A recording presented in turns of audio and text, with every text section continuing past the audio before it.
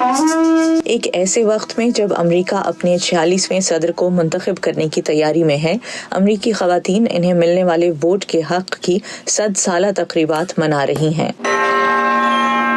1920 میں امریکی آئین میں 19ویں ترمیم کے تحت خواتین کو یہ حق ملا تھا۔ ریپبلکن پارٹی کے لیے خواتین کو عملی سیاست میں مدد دینے والی تنظیم ریپبلکن وومن فار پروگریس کی CEO ایریل ہل ڈیوس کہتی ہیں کہ اس کے پیچھے 70 سال سے زیادہ عرصے کی جدوجہد شامل تھی۔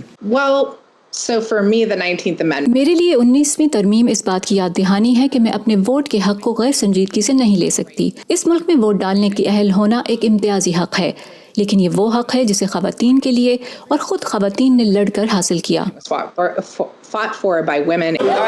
2018 میں منتخب ہونے والی 116ویں امریکی کانگریس میں 127 خواتین رکن منتخب ہوئیں، جو ایک ریکارڈ تھا۔ باربرا لی فاؤنڈیشن سے منسلک امانڈا ہنٹر کے مطابق امریکہ میں عملی سیاست میں خواتین کے لیے یہ خوش آئند بات ہے۔ ہم نے گزشتہ کئی سالوں میں امریکہ میں بہت تیزی سے تبدیلی آتی دیکھی ہے۔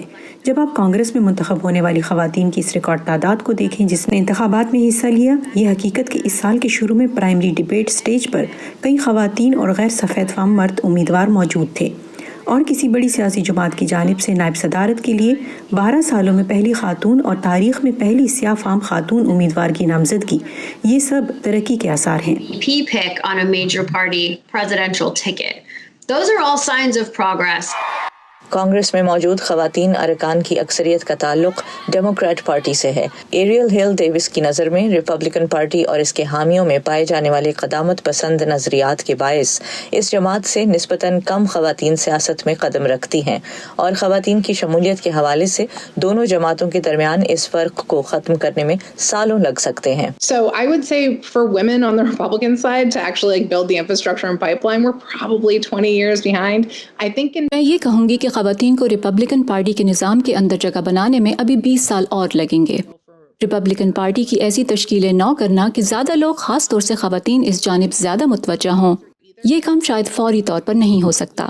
اس کے لیے ہمیں پارٹی کے موجودہ نظام میں کچھ اصلاحات کرتے ہوئے بہت سا کام کرنا پڑے گا۔ some of the women we've lost, in the next 4 years or so. امانڈا Hunter کہتی ہیں کہ پدر شاہی سوچ بھی خواتین کے راستے کی دیوار ہے۔ یہی وجہ ہے کہ بہت سی خواتین آگے آنا ممکن نہیں سمجھتی، اور انہیں اپنی جگہ بنانے کے لیے مردوں کے مقابلے میں زیادہ محنت بھی کرنی پڑتی ہے۔ For hundreds of years in this country, politics has been dominated by older, straight, white men. اس ملک میں کئی سو سالوں سے سیاست میں سفید فام مردوں کی اجارہ داری جاری رہی ہے، اور ہم نے اپنی سالوں کی تحقیق میں یہ بھی دیکھا ہے کہ اگر ووٹر ناپسندیدہ مرد امیدوار کو بھی ووٹ کر دیتے ہیں کیونکہ اسے اہل سمجھا جاتا ہے، مگر ووٹر کبھی اس خاتون کو ووٹ نہیں کرتے جسے وہ ناپسند کرتے ہوں۔ اس لیے خواتین کو بڑے سرکاری عہدوں کے لیے خود کو کئی طریقوں سے ثابت کرنا ہوتا ہے۔ Show that they can get results.